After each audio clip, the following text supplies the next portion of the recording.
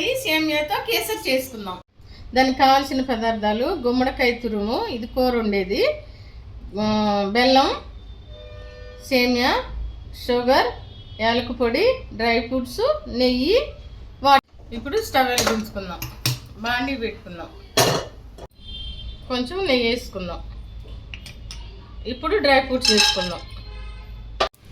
వీటిని వేయించుకుందాం. ఈ దోరగా వేయించుకున్నాము. ఒక గిన్నెలోకి తీసుకుందాం. ఈ నెయ్యిలోనే సేమియా వేపుకుందాం.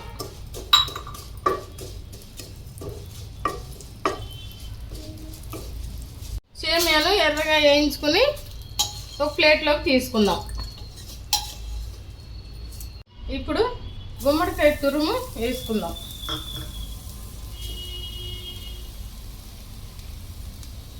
వేసుకుని దీన్ని కూడా పచ్చివాసన పోయే వరకు వేయించుకుందాం. ఇప్పుడు ఒక స్పూన్ నెయ్యి వేసుకుందాం. ఇప్పుడు స్టవ్ వెలిగించుకుని గిన్నె పెట్టుకుని వాటర్ పోసుకుందాం సేమియా పెట్టుకోవడానికి. ఈ వాటరు మరిగినవి సేమియా వేసుకుందాం. ఈ సేమియాని ఉడికించుకుందాం. ఈ తురుమంతా వేగింది. ఇప్పుడు 2 కప్పులు తురుముకి అరకప్పు పంచదార, అరకప్పు బెల్లం వేసి కలుపుకోవాలి.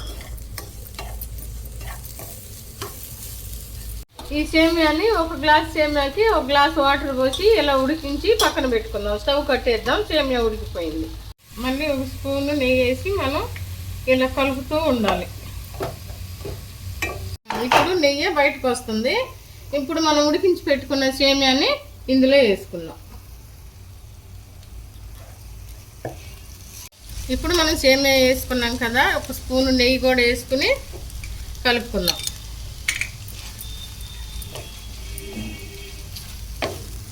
ఇప్పుడు యాలక పొడి వేసుకుందాం.